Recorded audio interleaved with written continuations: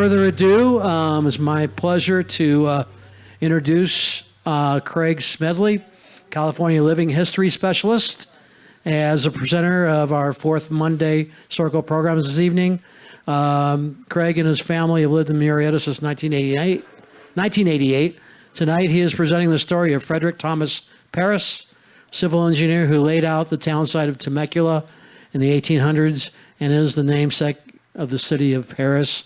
I know Jim Sappington already has questions he's going to ask at the end of the presentation. At least he's threatened he's going to be asking those at the end of the presentation. Without further ado, Mr. Craig, please join us. Thank you.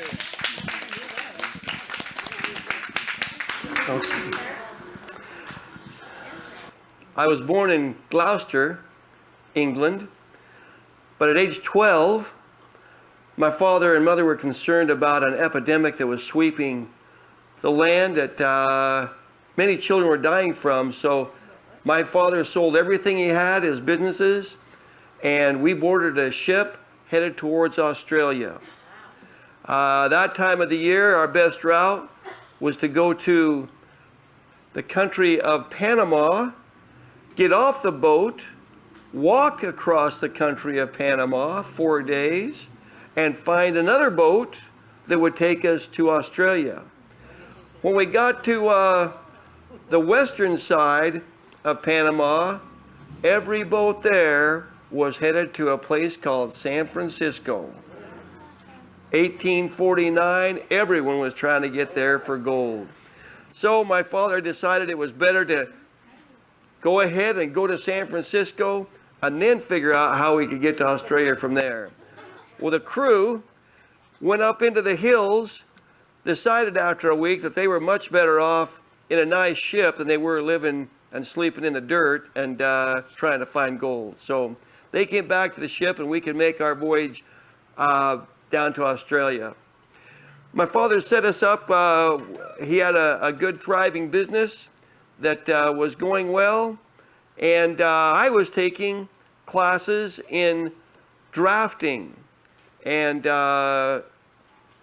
becoming pretty good at using a drafting table. Well, there was a group of missionaries that came through Australia about that time from a church that was a newly created church from the United States, and my mother joined that church along with her children. Well, my dad said, you know, you got a choice to make. You can either choose the wealth that we've got here and all the business that we've attracted with our furniture store, or you can go with this church. And she decided to go with the church. She left my dad and our family, sailed back towards the United States. Didn't make it to San Francisco, but landed in Long Beach Harbor. And we were headed for the Salt Lake Valley. Well, we got up to a little community called San Bernardino and found out there was a whole group of members of our faith that were establishing the community of San Bernardino, so we decided to stay there. Because of my skills at taking notes and drafting, they put me on the crew to survey the town of San Bernardino. I was the chain boy. I had to carry a very heavy chain that stretched out for 100 feet, and everything was marked with precision using transits and story poles and this chain. But it wasn't very long before I knew every single part of that survey crew. In fact, they had me as the county surveyor because my note-taking was so precise and meticulous, except for the fact that I detested spelling out the full name of San Bernardino on every single property that was sold in that community. So it seemed like the easiest and most recognizable thing to do was to put San Berdu. Apparently, I gave that town its nickname because everybody looked at that and thought, this town's called San Berdu? What kind of name is that? Well, we were there for about 4 years, and it was the sweetest and happiest time of my life. Great, great time. My mom and I bought lots there in the community, but along comes a notice that we were asked to go back to the Salt Lake Valley. A army was coming from the east to put down this Mormon rebellion that Brigham Young had created and get him out of the position of governor of this massive territory they were calling the Territory of Deseret. And it included parts of, what became California, Nevada, Oregon, Arizona, New Mexico, Colorado, Wyoming, and Idaho, and of course, Utah. It was a massive piece, and they were hoping to keep that, but little by little, it got divided up when each area became its own state. But anyway, that was our call, was to go back and try to defend and protect the area that the early settlers and pioneers had gathered to. Well, we left a little bit late in the summer and didn't get as far as Fort Las Vegas, which was basically a way station that they had established so that people traveling between San Bernardino and the Salt Lake Valley had a safe place to live. It was nice. It had some water, a spring, and coincidentally, my sister got married in Las Vegas. Later on, it became a big deal to get married in Las Vegas. We made our way up to the Salt Lake Valley, and by that time, Johnston's army had come through, saw that there was no threat, saw that there was really nothing to squabble about. Brigham Young was replaced as governor by someone that was appointed by the President of the United States, and the military established a fort and went on to other conflicts that were in the area, and the peaceful settlement was made. Well, about that time, we decided not to go back to San Bernardino, but to settle in the community of what became Levan. That's naval spelled backwards, because Levan was about in the center of this territory. So while we were settled in there, word came from my new brother-in-law, from his family in Montana, that they saw in a newspaper that a Perris had passed away in England. And it was my father.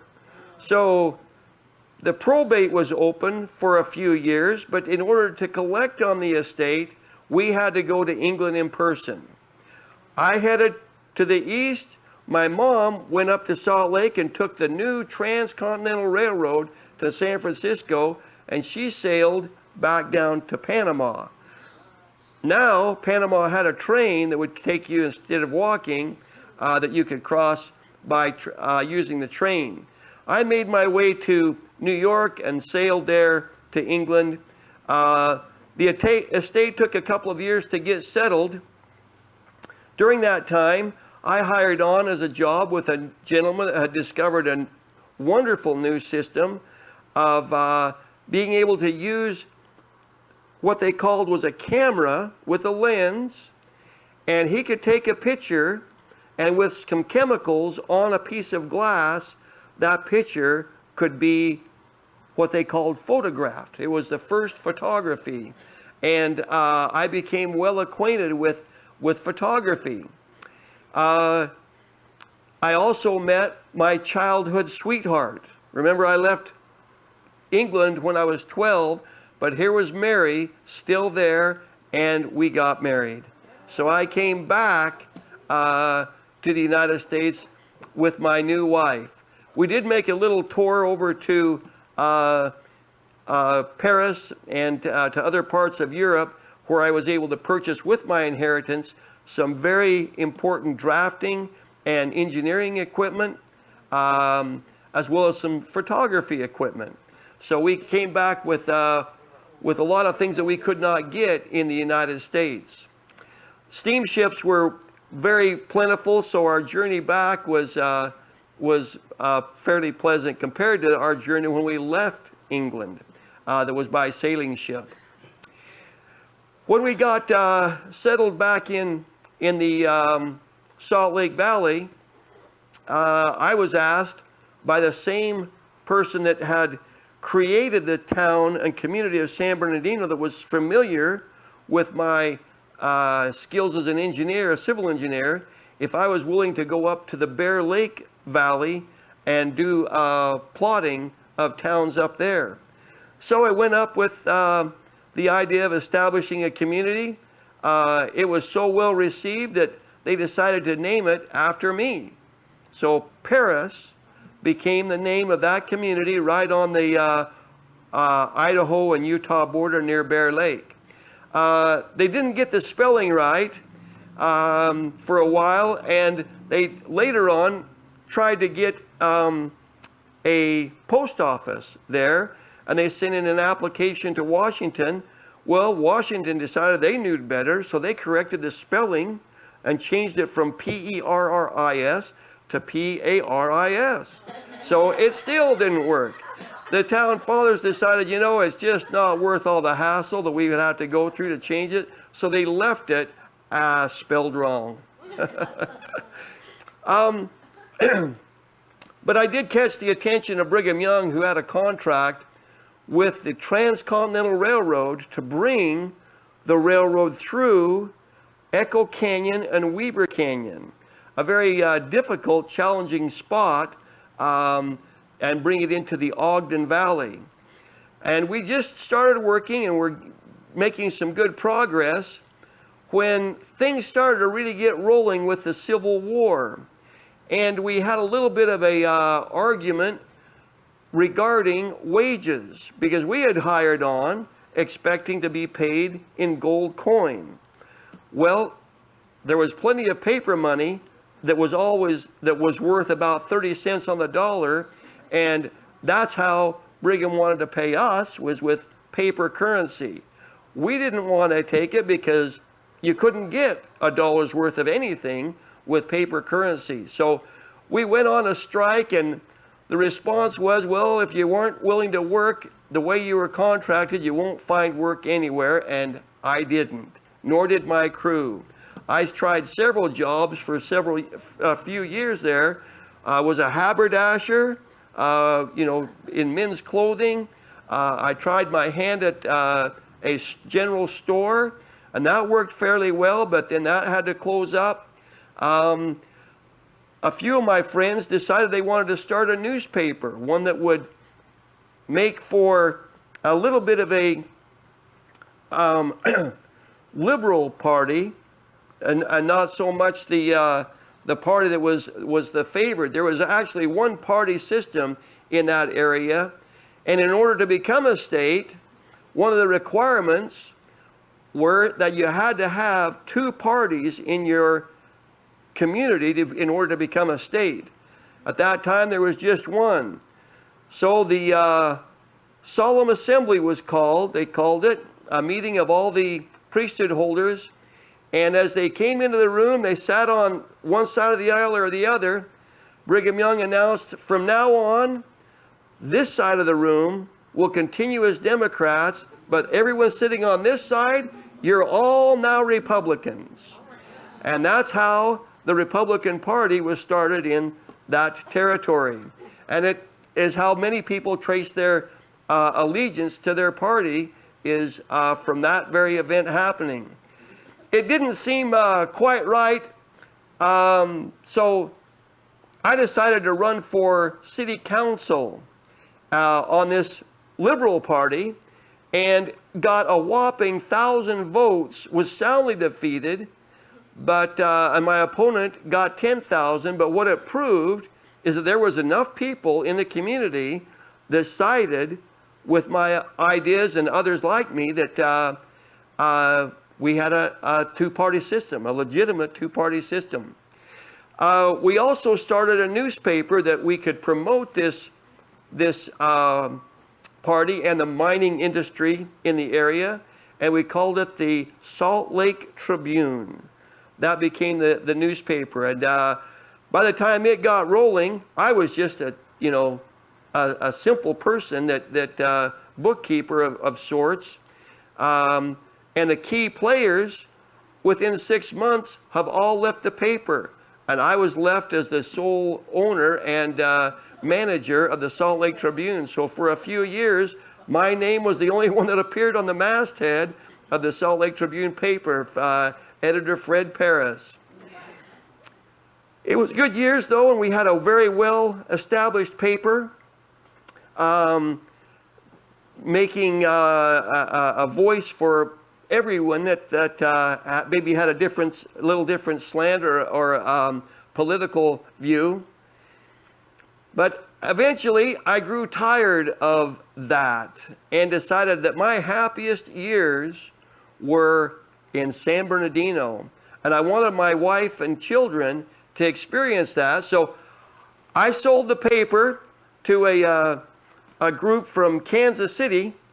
They brought their own press in, and I took the press that was with the paper, and we, by wagon, headed down the Pioneer Trail, back down through Las Vegas and into San Bernardino. We safely arrived, and I set up my press and was going to start some advertising and start a newspaper there. But wouldn't you know, the county offered me a job as the county surveyor. And they asked me to plot the boundary lines of the county. So we made it the biggest county in the country. San Bernardino County was the biggest county in the entire country. When I finished that, the railroad came knocking and wanted to know if I would be interested in helping the railroad. They knew I had some experience with railroads in the Echo Canyon and Weber Canyon area. So they were having a challenge deciding when they got to Barstow what direction they were going to go around this big, massive mountain called San Gorgonio. They couldn't decide whether they should go to the left through Johnston's Valley down into the Coachella Valley and over the pass there, or if they should go to the right down through Cajon Pass. Well, I was able to show them very quickly, and my favorite tool was what's called an eye level, or some may call it a grade checker. But with a 100-foot piece of rope, nobody wanted to carry a heavy chain, but a 100-foot piece of rope and another man with a story pole that was 6 feet tall, I could stand at one point, making this perfectly level. I could see the bubble there, and I could see out the story pole and the man holding it. And if I was going downhill, if that story pole was still within that 6-foot range, we were at a 6% grade. That was the ideal percentage for the railroad to come down off of a hill or go up a hill, was a 6%. So very quickly, we identified that the best route was actually through Cajon Pass. We had a few challenges at Mormon Rocks. That was a favorite camping spot just a day outside of San Bernardino.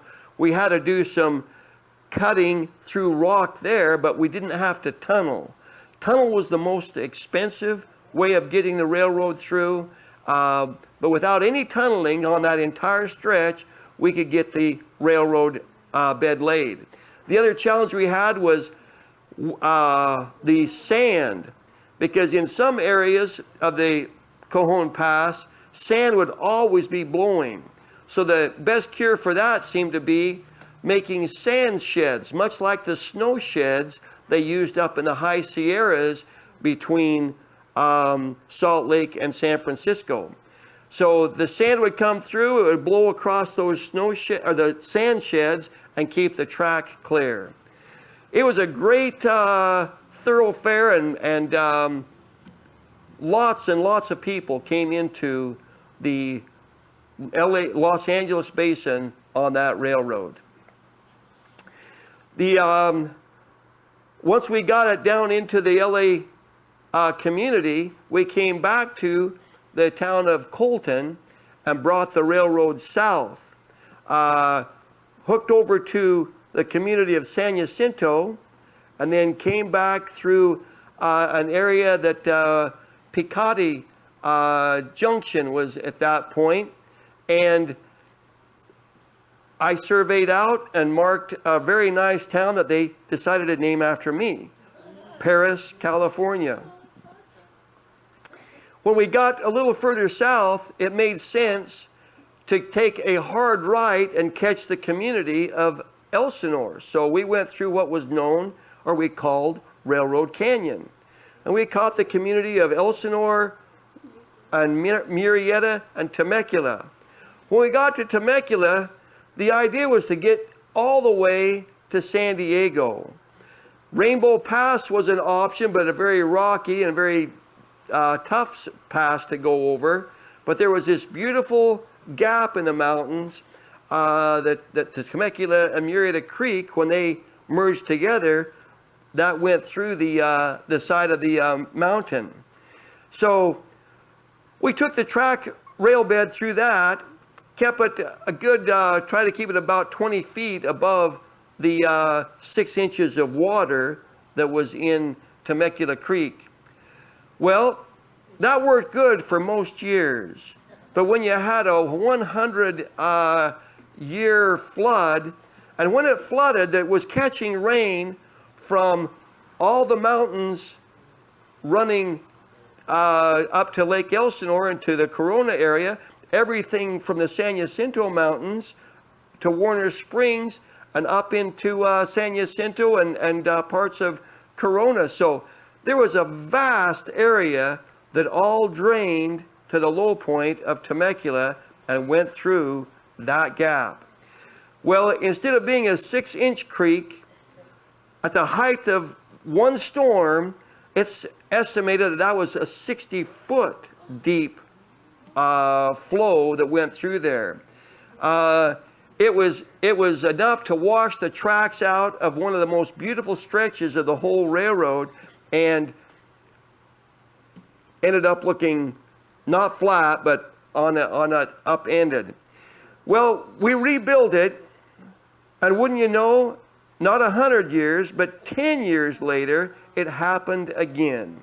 When it happened the second time, the decision was made, we might have a continuous problem here, so we're going to make the southern terminus be Temecula. Anyone that needs to get further south can go in a stagecoach. So Temecula was the final point at that time. It turned out fine, and I focused my attention on other parts of surveying. Had many opportunities to map out the areas where we could catch water and build dams in the mountains above San Bernardino, and help to build the community in that area as well. The best part of my years, though, were my surveying opportunities and life in the California, Southern California area. Raising my family here and building my wife a big, beautiful house, it was a great spot to live.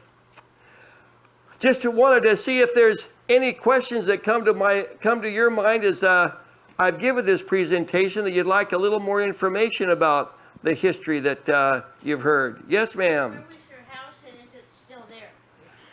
It is still there. And I, of course, have to speak, Fred's passed away, but his house is still there. In fact, they've named a city park after him as well, Perris City Park, Perris Hill, I should say. So that home's still there, the park's still there. I will say from my perspective, Craig Smedley, that San Bernardino isn't quite the beautiful town that it was, back in the 1800s. But, every town can have a little blight. Yes, ma'am. Who got to London, back to England first, you or your mom? I'm sorry, say that again? You and your mom went through San Francisco back to England, you went through New York. Who got there first? Oh, that's an excellent question. I've got to, you know, a lot of my information comes from this book, Fred T. Perris in Deseret.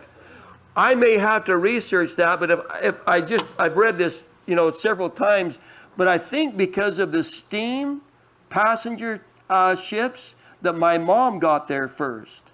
She took the railroad across and then steam shipped down to Panama, steam shipped across. So I'm believing that she got there first, but you know, we were still stuck there for a couple of years settling the probate. Fred, can you share anything about plotting out Newtown, Temecula?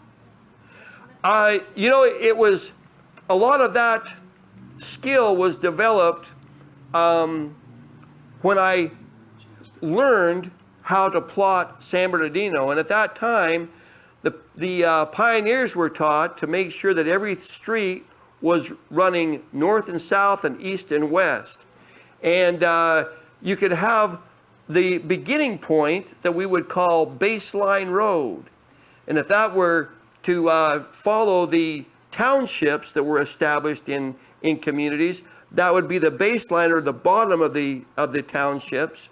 And from there, you would mark off your plots. So it was, I guess I would have to say, thanks to the pioneers, the early pioneers that came into the Salt Lake Valley, a lot of that perpetuated all over the western part of the United States. They had big wide streets because it was important to be able to park your horse and wagon in front of your home and then be able to take your horse and do a complete U-turn to be able to go the other way. Otherwise, you had to go to the end of the street and at the intersection, make your turn there. So if you ever see a small community and they've got big wide streets and you wonder, what were they thinking? That's what they were thinking.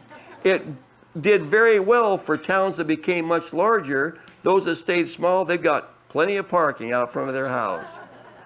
But yes, it was a great part of building up the community, was plotting all of these towns from Paris down to Temecula. Yes, sir. Yes, when you were talking about that flood that damaged and took away those tracks, the tracks were this way, and then you said it went up that. How many miles was that you're talking that was damaged because of the flood? And You it acted wasn't like it was no big thing, like it was, okay, we'll just redo it again. I mean, must have been a lot of work. well, miles. It was, but it was the probability of it happening again. It wasn't for too long of a stretch, but the canyon narrows there at some point and is quite narrow. So what was a pretty good size opening narrowed down, and then it opened back up as it got through the canyon towards the Fallbrook side. But yeah, it was enough of a frustration that it was decided not to build it again, even though it was just replacing the track, you know, for a short distance, you know, less than a couple of miles is my best estimation.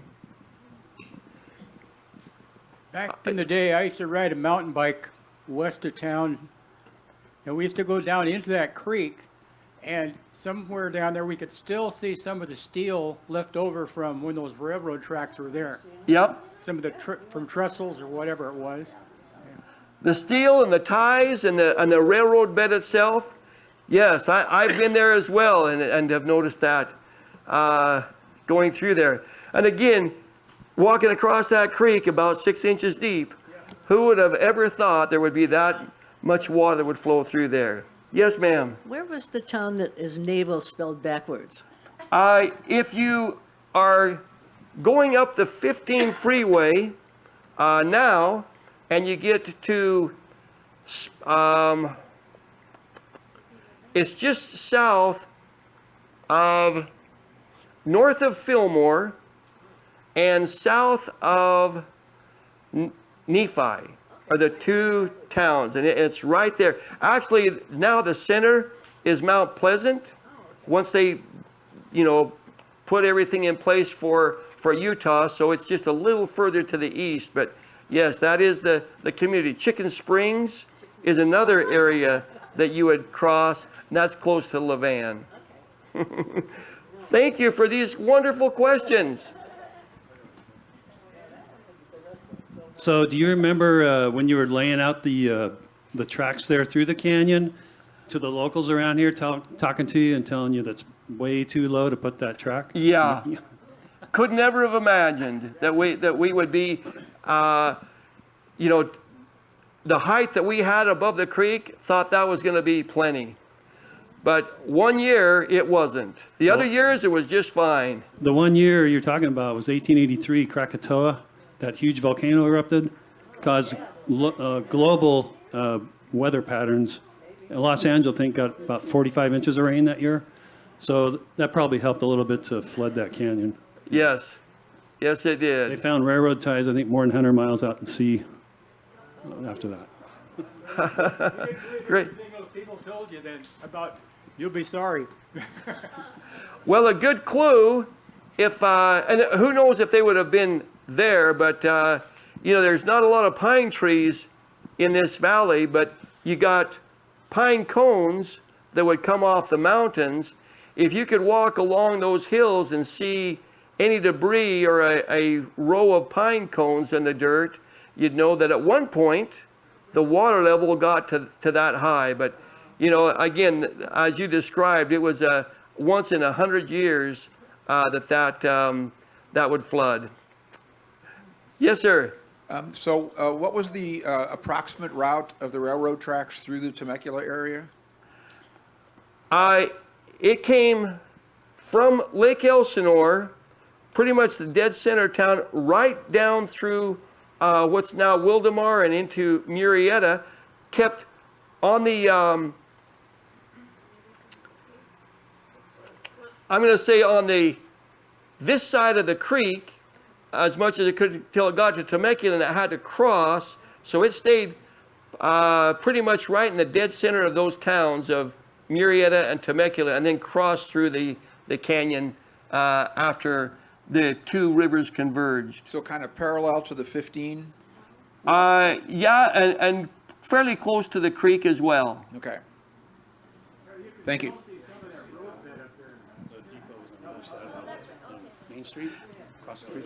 You know, it's interesting, some of those railroad beds and the wagon roads were what set the roads that everything else built on. So if you look at how the roads came into this area, it wasn't just the railroads that happened with. I give a lot of credit to a group of 500 men that started in Mount Pisgah, Iowa, that were recruited by the military. They called them the Mormon Battalion because they were all from the same faith community, and they needed help desperately to get their people to the Salt Lake Valley. The government offered them an option. You can join the military and you can take some of your pay to go towards helping your family get across. You can wear your regular clothes and just have a belt and a leather strap that went across your chest. So they opted to do that, but they were really the road builders. They were promised by Brigham Young that they would never see any fighting if they joined the military, because nobody wanted to join, but it was the best option for them. So they made it all the way to San Diego, where they had fighting in front of them, fighting behind them. The only fighting they had to do, the only time they fired their weapon was at some wild bulls.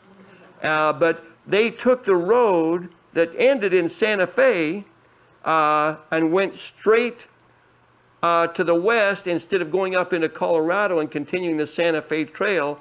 They made a new road all the way across through the Imperial Valley, up into the mountains, through Warner Springs, through Temecula, and then went over Rainbow Pass. So they were the road builders. They accomplished a lot by bringing the roads into this area. A lot of Interstate 8 followed that.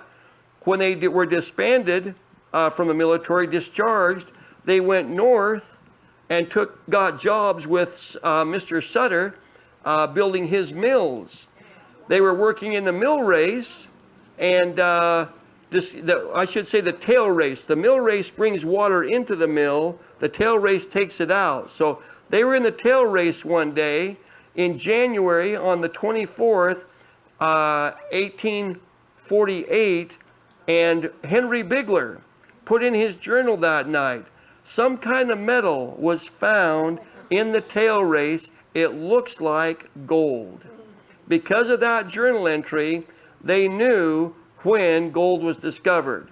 When winter finished, and they had finished their contract with Mr. Sutter, they took wagons up and over the Sierras. They didn't want to follow the Truckee River because you had to cross the river, 24 times, and it was very treacherous. So what they did was to take wagons, and any part that they couldn't get a wagon over, out would come the picks and the sledgehammers. And then someone come up with the idea of, well, what if we built a fire on top of this outcropping of rocks? They built the fire, and when the fire died down, they could easily move these pieces of rock and make a smooth road. That became the Mormon Carson Pass. And the next year, thousands of people would be coming to California over that pass. It eventually became Interstate 80. And then, of course, another group that stayed in San Diego for another year, they became known as the Mormon Volunteers. They took the route through Cajon Pass and made their way up to the community of Cedar City, where the old Spanish Trail goes over the mountains. Well, they had a gentleman with them that had just come through there on horseback the year before, named Porter Rockwell, Orrin Porter Rockwell. He was a bit of a mountain man, but he told them, I don't know why you couldn't take a wagon from Cedar City and go all the way up, staying on the west side of the Wasatch Mountains. So they put the first wagon tracks that then became Interstate 15. So a lot of the major roads and freeways and rail beds were established by the Mormon Battalion, as well as the tracks that we laid through Cajon Pass. Great questions, thank you. Any other questions? Well, it's been a pleasure. All right. Thank you, Craig. Yeah, you might get some feedback. Thank you, sir. You're welcome. I just was informed by Tony that we have items here in this display case, implements from the Mormon Battalion. So it's in that case right over here for anybody who has an interest. Craig Smedley, thank you so much. A little love for him. Thank you for your presentation. Go ahead. Could I just say thank you to my family for being here? This is my beautiful wife, Jana. Honey, you want to stand up and wave your hand so they all recognize you? That's about all we're going to get. And then my son-in-law, Ryan Nelson, his family's been in the Temecula Valley for how many years, Ryan? Okay. And then my daughter, Rochelle, I don't know where she went. Okay. Oh, we have a grandson that's on his mission in Florida right now. So he's, that call only comes once in a while. So, and then my granddaughters, Natalie and Brookie, and there's Kristen. So thank you, family, for being here. All right. Jose, about your book? If anyone did want to read, this is a great book that was written by a descendant of Fred Perris. His name's Neil Jensen. And he always had an interest in his great uncle that had two towns named after him, and plotted the biggest county in the United States. So he wrote a very nice book, did some very thorough research. So I'm grateful for this book that it gave me as much information as it did, and of course the University of YouTube and Google that gives us lots of information, huh? Thank you again, sir. All right, so that was our fourth Monday presentation for March. Our next presentation is April the 28th. did you want to say about we have up next? We have something very different and very nice for next month. A woman who is from Holland who wrote a book called Song of a Blackbird, or yes, Song of a Blackbird. And you wonder, what does that have to do with history? She's wrote a fictional story weaving together several true Holocaust stories, and then she brought it to present day, some things that are happening to people who are living now who maybe weren't aware that they were adopted during World War II. It will be a powerful program, and I advise you, to, if you have an opportunity, to come. Once again, that will be on Monday, the 28th of April. Last little bit of politicking here. We're always looking for volunteers. Got to make sure we mention that. We have lots of different endeavors that somebody can get involved in. If you have any teen kids or grandkids that are looking for community service hours, we can always find things for them to do also. So thank you again for being here this evening. Once again, we're getting close with our goal for our donations, and we're going to be we'll have to have a big party that first time we turn the air on in this place. We'll make sure it's a real hot day. Yeah, we'll make sure everybody brings their coat with them in the middle of July. So thank you again, and I look forward to seeing you next month. Appreciate it.